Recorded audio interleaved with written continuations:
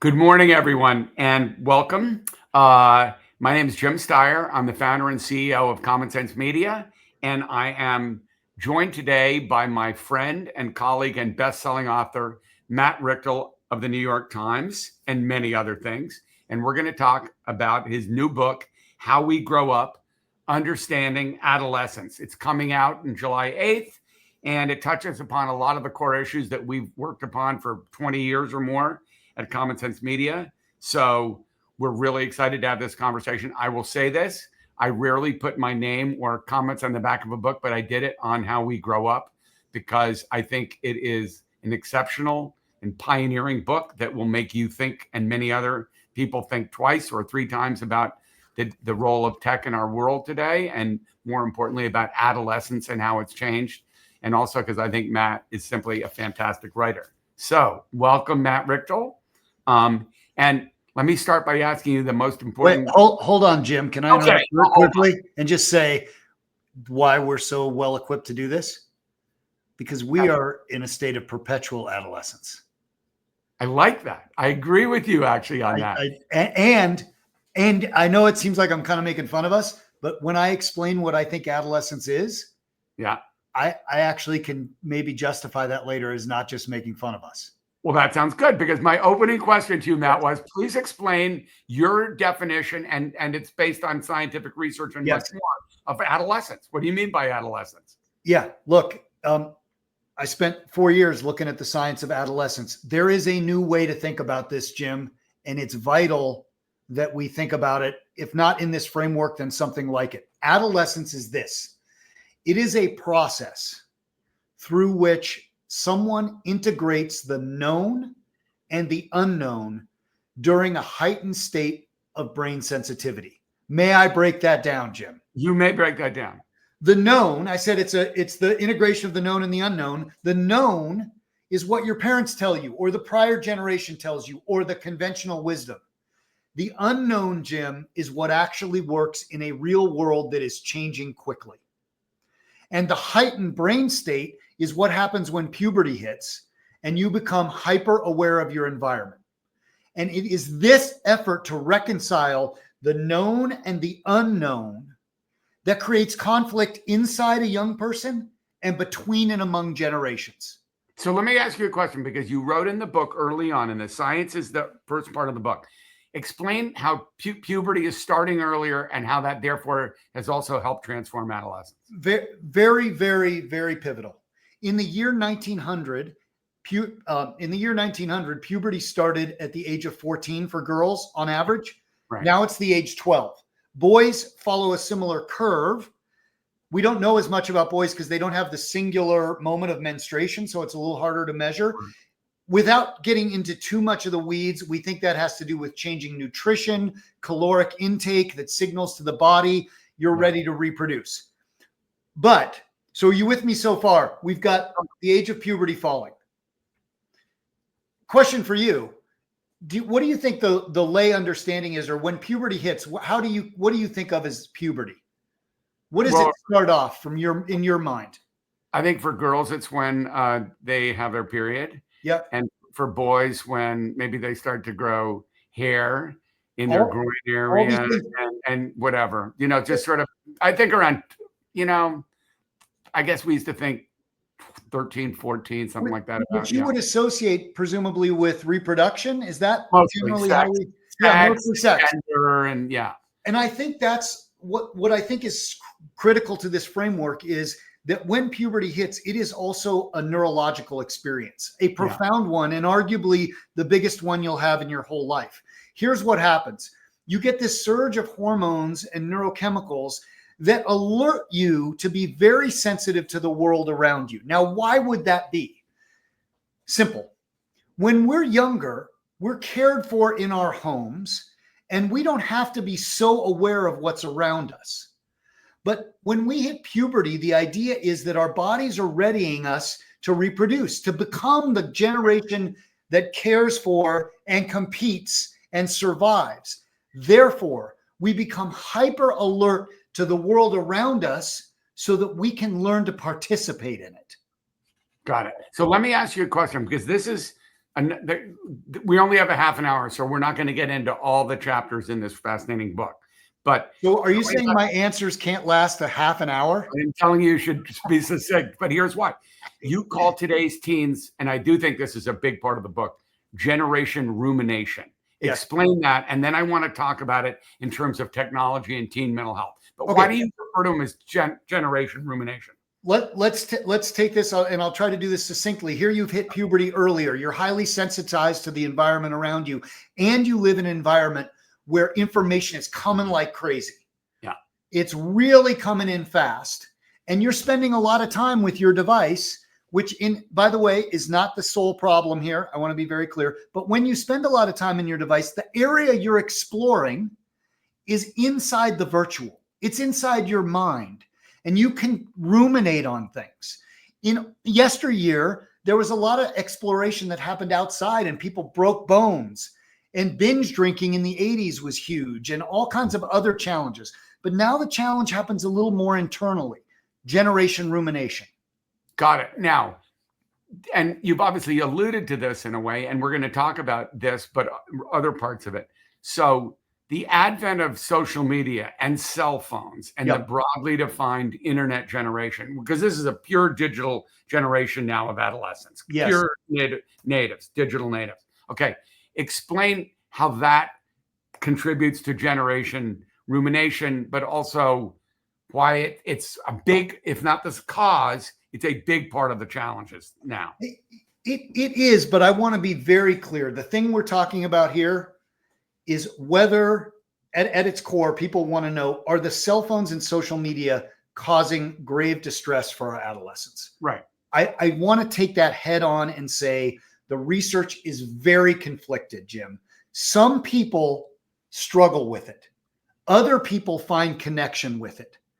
The bigger issue is that heavy use of anything that keeps us inside doesn't allow us to do some of the very vital things that our body needs when we grow up. Things for example, sleeping. Yeah. There's a displacement effect if you have the phone by your head. Getting around other people, exercising, and using your body. It's not that the use of Instagram makes you depressed. That there is no evidence of that, and it's really clear. And the reason that's important is we don't want to start to look at all this stuff our kids say and say, oh my God, you're getting cancer from Instagram. It's just vastly too simplistic. In point of fact, there's a lot that's being added to their lives. Yeah. But it's a question of degree. And that's what we're wrestling with a little bit right now. If you overuse this to the exception of doing things that are healthy for you, what happens as a result? Okay, but I could cite you statistic after statistic about increases among teens and adolescents in depression, anxiety, suicide rates, etc.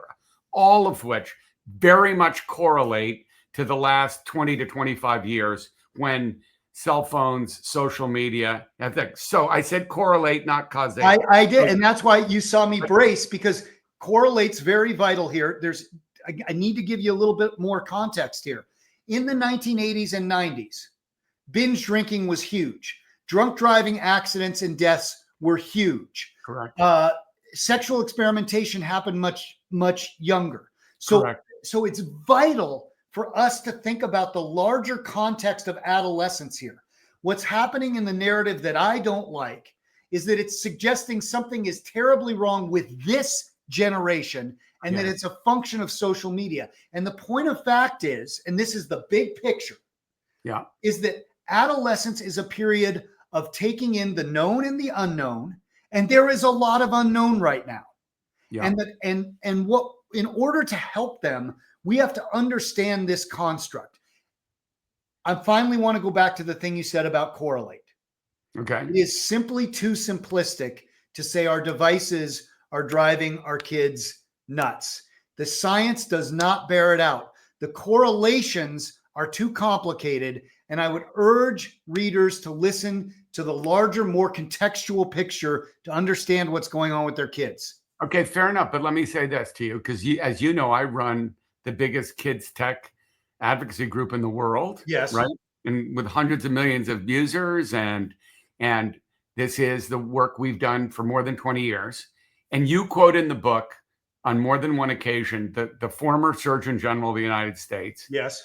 good friend of mine and of Common Sense Media's, Dr. Vivek Murthy, Yep. who we've worked with who's the leading physician in the United States in 2 different presidential administrations. Yes. And who worked with us and came out and called for a social media warning label. Yes. Similar to what you see on packages of cigarettes and alcohol. Yeah. We have now put forward that as legislation in California, New York, and elsewhere. Yeah. I actually think it's a very healthy thing to do personally. So I'm Yeah. happy to respond. I don't think that social media or phones are the sole cause of the mental health crisis that we see among young people in America and, quite frankly, globally. But I think they're a significant contributing factor. And we are the sponsors of legislation here in the US and globally for a social media warning label. Do you agree that's a good idea? Tell me what will the warning label say, Jim? So it's sort of like cigarettes. It basically says this can cause challenges to your mental health and other things. And yeah, I mean, it doesn't say this is the cause gives you cancer. Right? This is the truth about the research. I'm not going to get into policy questions with you, but this is the truth about the research. Right. To my mind, the correlation exists because social media and heavy use of devices displaces other activities. Right. That is different from saying social media causes direct harm. It is a function of how much you use it. I'm not your lobbyist. But I'm not your local legislator, but it's really important to learn this, because in the construct of what I'm talking about here, the known and the unknown, some of what scares us as parents is the unknown. It is the area that young people are going into.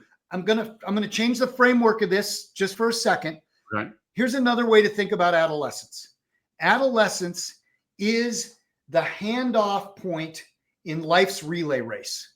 You've got adults who are running along, running society, and here come the adolescents having hit puberty. It's time for them to begin to take over, and they take the baton from us. And sometimes we hand it to them, Jim, and sometimes they wrestle it out of our hands. But regardless of which it is, there is discomfort for us because it signals our aging, it signals our death, it signals the end of our power. Why am I mentioning it in this context? Because social media is new ground for young people, the way Elvis Presley was new ground at one time, the way the Beatles were new ground and said they were going to destroy people. I'm not saying social media is good. I'm saying that we as parents need to grapple with what is actually happening rather than our fears of what is happening. I agree, but I'd say 2 things. One, I don't agree with the Elvis analogy or Beatles analogy at all, because I think I understand, because I lived certainly through the Beatles and remain a fan. But I think that from our research and from our work at the leading organization in this field for many years, that there is clearly, well, I mean, I'd say a couple things. One thing you didn't mention, but you do write about in the book, is that particular mental health challenges and serious problems and crises are usually have roots that predate any use of social media. And so that kids who are already susceptible to mental health challenges, it's exacerbated wildly. And by the way, this is going to be true with AI on steroids. But I would say this. I personally think, as the father of 4, and you're a dad too, and we've talked about that the reason this is different than Elvis Presley or the Beatles, because it's 24/7 in your life. Also, the reason adults fear it is not just the unknown, because they live it themselves, and many of them are addicted to their cell phones, or certainly compulsive users of social media, the internet, phones, etc. So they see the impact on themselves. This is adults and parents. So they know that it's a big factor with their kids who are doing even more of it. But so respond to that, and then I want to ask you about some of the people you brought on the book. Wait, no. Hold on. I'm going to stay on this because I want to offer a way of reconciling our points of view, if they're even different, and leading us to a solution-oriented idea, which is where this book ultimately leads. Right. I think we're splitting hairs a little bit. Okay. And I do think this is an issue because it displaces healthy growth. Mm-hmm. I don't know if I find it to be an issue the way you do, but regardless, I offer a solution for adolescents and parents themselves. And here's the construct of it. I'm going to ground this again, that adolescence is a period of reconciling the known and the unknown. When information is coming so quickly at you, what happens is a kind of information overload. Mm-hmm. That can take the form of anxiety, depression, rumination. It does so not only for young people, but I'd ask adults to ask themselves, when they are juggling too much known and unknown, too many things, what sensation do they overcome? Do they feel? And I would say it's anger, irritability, frustration. Now imagine you're an adolescent in a heightened state of awareness. That's what's going on. Here we go with solutions. Okay. Can I ask one question before the solution? Yeah, you got. Because I think the thing you're leaving out. You're correct. I can. I'm the interviewer. But you're in charge. Here's the thing. I think you're leaving out a factor that's huge for adolescents, which is the comparative culture, because of the Instagram, Snapchat world of comparison. And so the Facebook really led the way with, right? I am not so impactful on people's mental health, particularly teen girls, but also teen boys and everybody. I'm not remotely leaving it out. In fact, we're having the same conversation. I'm just describing the framework here. You're in some of the specifics here, but I agree. All that comparison is part of an effectively information overload. How do I make sense of this? My parents told me I'm okay, and here's a bunch of people telling me I perceive that I look not okay. Correct. That is an act within this framework of reconciling what you think you've been told about yourself and what you think you're now hearing about yourself, and you're in a heightened state of awareness. Correct. This is precisely the perfect example, Jim, because if your kid came home and said, everyone in 9th grade hates me, I looked on the internet and I'm fat. I wish I was dead. Let's really ground this, okay? People do that all the time. Adolescents do that all the time. All the time. But in point of fact, this is what the research says. In that moment, it is not our job to say, of course, everyone in 9th grade doesn't hate you, or you're not fat. And the reason why is because that adolescent is in an act of having information overload. You're like dealing with a hurricane and you're going to try to reason with it. And what we now understand is in that heightened state of information overload, reconciling the known and the unknown, it's vital to let the air out, let the emotion go. Yeah. We're not going to try to have a reasoned conversation. We're not going to try to say, you're not listening to me. We're not going to try to say, don't you understand? I've already told you this. That's like adding in more known to a computer that's gone blue screen. And here we are hitting enter and enter and enter again as parents. So what do? Yeah. Help them exercise.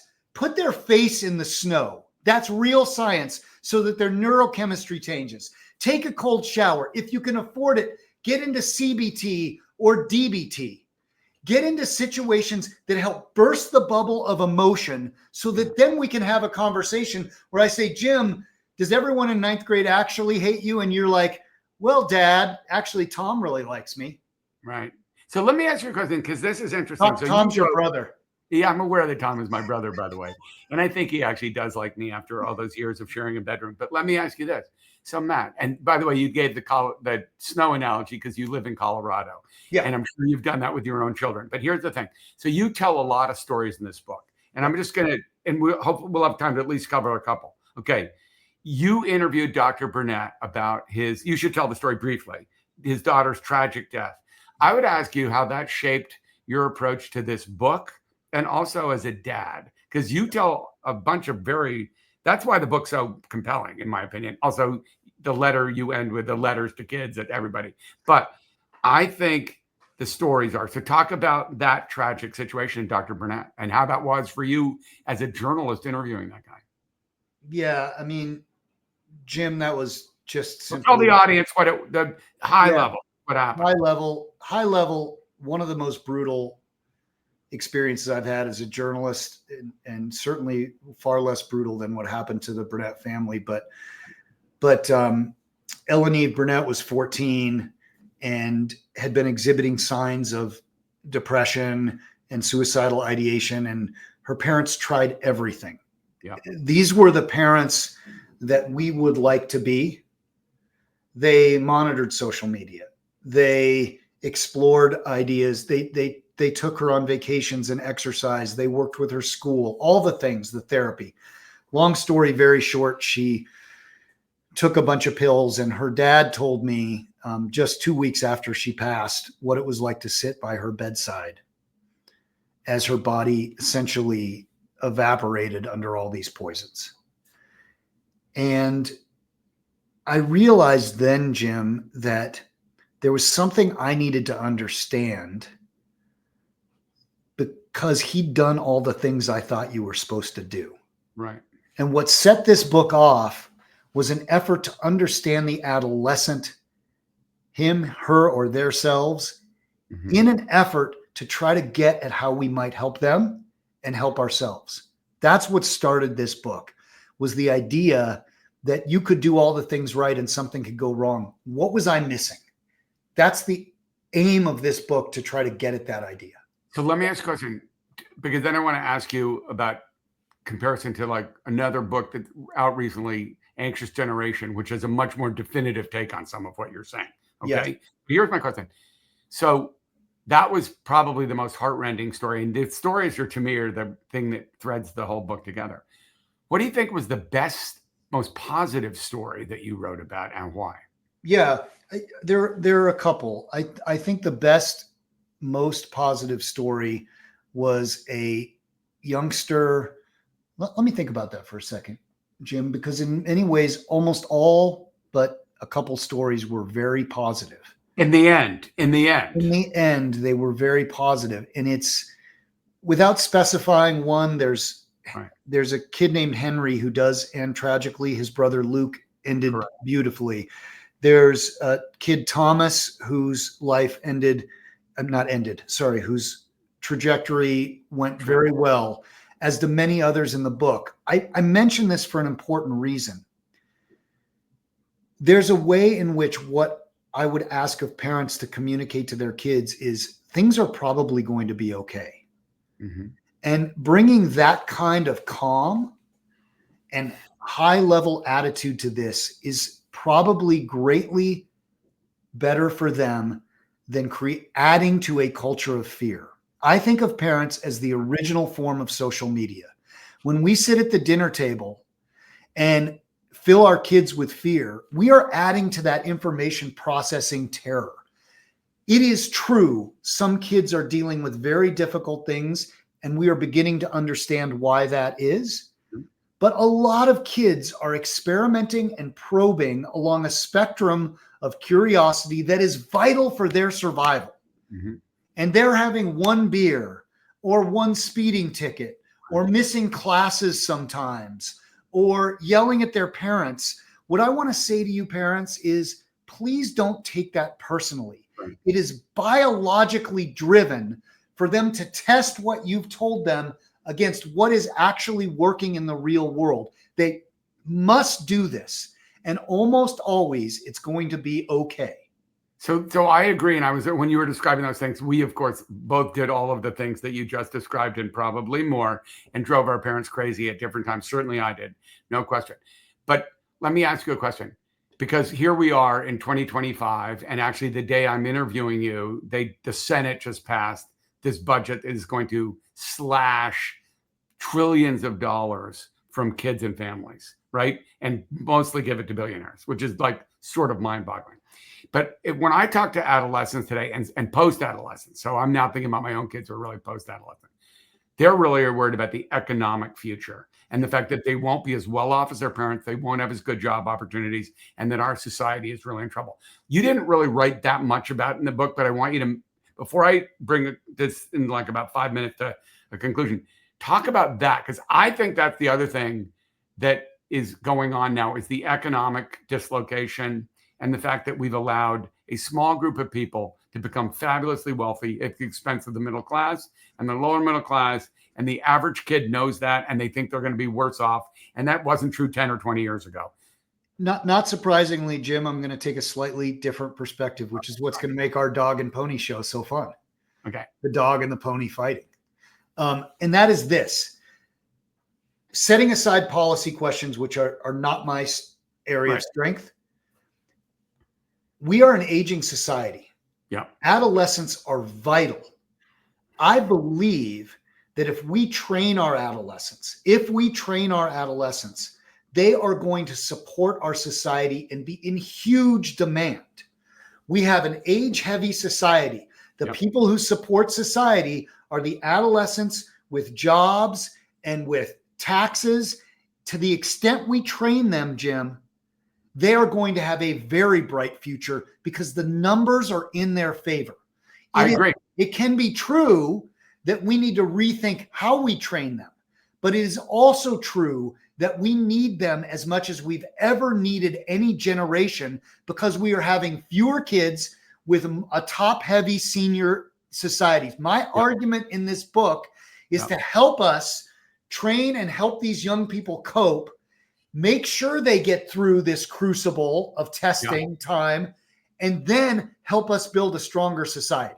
So I agree. But I would say this, since I run a very large advocacy organization and this is my life work, you can't underinvest in young people and adolescents and kids and then expect them to turn around and do that. And they don't believe that. So the politics, in my opinion, do matter. And some of the direction that this country has taken, particularly recently, is completely counterproductive to what you're saying. So let me hold on. I'm not disagreeing. I'm just not taking any policy position because that's not my area. But I agree that investing in young people through a framework that's accurate will help them become the stewards of our society. That's what we're building here. Totally agree. I'm an educator. I'm a teacher for that reason. I'm a Stanford professor for that reason. I totally agree. So 2 questions to end with. One, so our friend John Haidt wrote a book called The Anxious Generation, right? In 1 minute, describe how you think your approach, because I think it's quite different to John's approach to this, but that's the other popular book that come out. And I think this is going to be an extremely popular book. So explain how you and John see it differently in this, because he's much more definitive, I would say, about social. I think he's very definitive about this idea that the adolescent brain is being rewired by technology. Right. I see this through a very different lens.